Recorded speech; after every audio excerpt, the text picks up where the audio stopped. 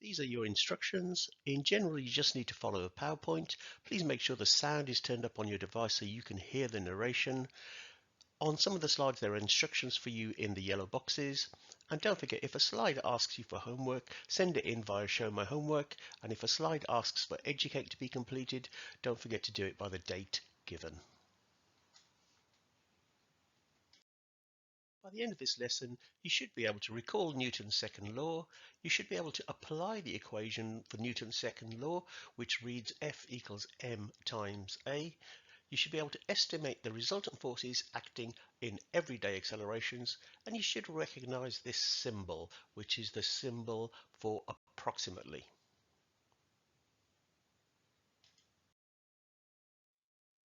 During this lesson, we're going to be using the term resultant forces quite often. So let's just make sure that we're absolutely clear on what we mean when we say a resultant force.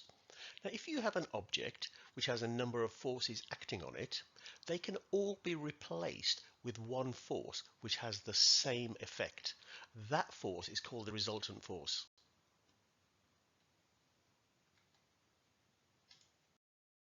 Newton's second law carries on from where Newton's first law leaves off.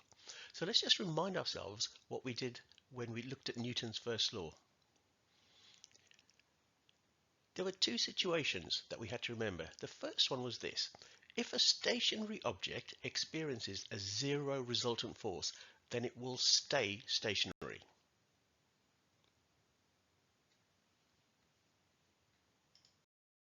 The second situation that we looked at was this: if you have a moving object which experiences a resultant force of zero, it will continue moving at the same speed in the same direction. So what we're saying is if we have a moving object and the forces on it are in balance, then the object will continue to move in the same speed in the same direction, which we call the same velocity. Now, if the resultant force on an object is not zero, then Newton's second law applies. And it can be stated like this: the acceleration of an object is proportional to the resultant force acting on an object and inversely proportional to the mass of the object. And this symbol here represents the word proportional. So what this is saying is, if the object is not in equilibrium and there is a resultant force acting on the object, then the motion of that object will change, i.e., it will accelerate. We can clarify what Newton's second law means by looking at a couple of situations. Let's start with this. We have two equal masses and we apply a force to both. Now, to the top mass, we're going to apply a force of 20 newtons, and to the bottom mass, we're going to apply a force of 10 newtons. Newton's law says that the acceleration of an object is proportional to the resultant force acting on the object. What this means is that the top object will experience twice the acceleration of the bottom object because that acceleration is proportional to the force that you applied. The more force you apply, the more acceleration you get. And that acceleration can be represented by these arrows.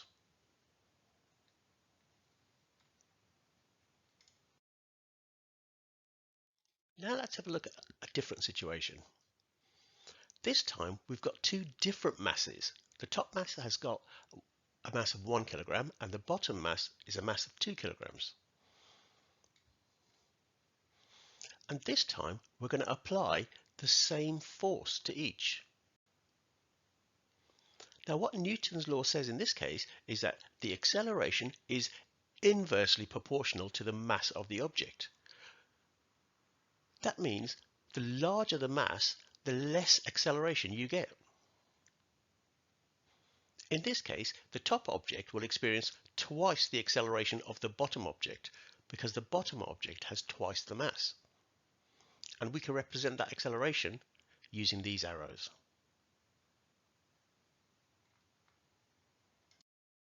Newton's second law leads to this formula. Force equals mass times acceleration. The force, as all forces are, is measured in newtons, the mass is measured in kilograms, and the acceleration is measured in meters per second squared. Force equals mass times acceleration.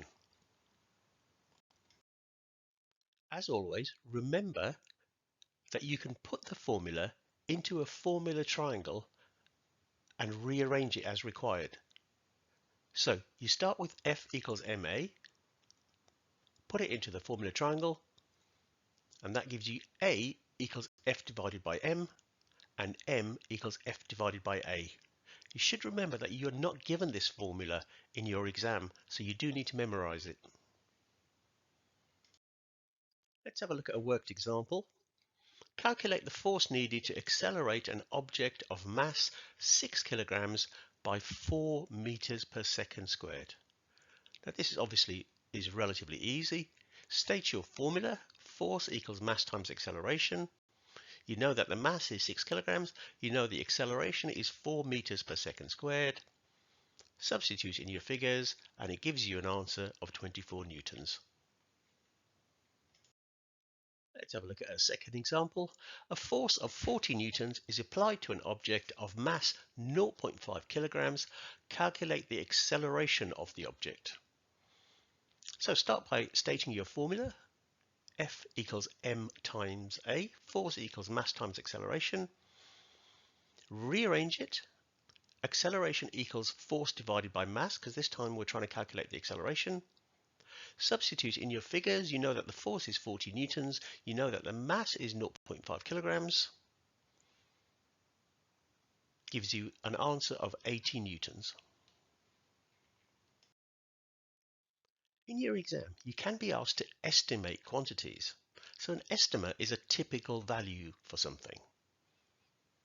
So here are some typical values for speed, acceleration, and force.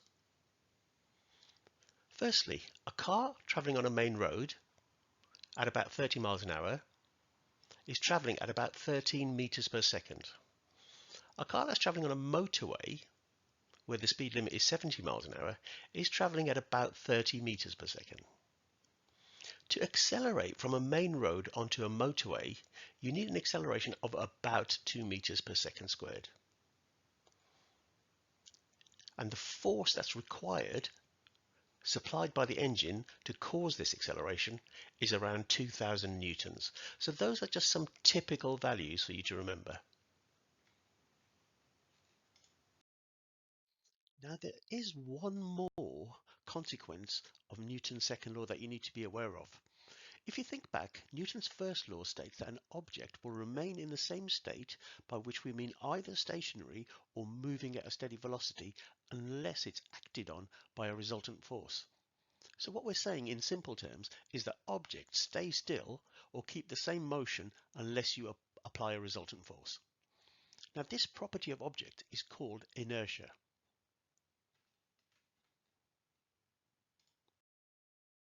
Following on from that, we can define inertial mass. So the inertial mass of an object is a measure of how difficult it is to change the velocity of that object.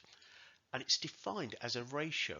It's the force needed to accelerate an object divided by the acceleration produced. And really all that is, if you put it into a formula, is mass equals force divided by acceleration, or m equals f divided by a. So really that's just Newton's law stated in a different way. So here are some fact recall questions for you to answer. Green pen your answers using the information on this slide. And here are some application questions for you to attempt. And you can green pen your answers using the information on this slide. And your final task from this lesson is to send me a picture of your work from this lesson by Friday the 26th, please.